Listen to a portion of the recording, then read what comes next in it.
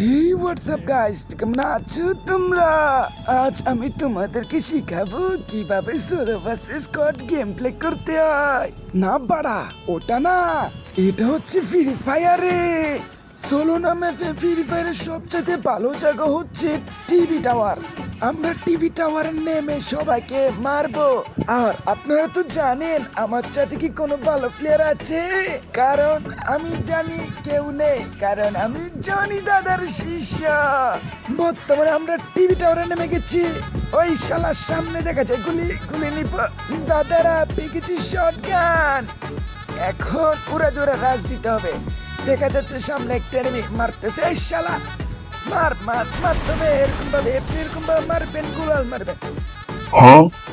না, এটাও তো পারে না।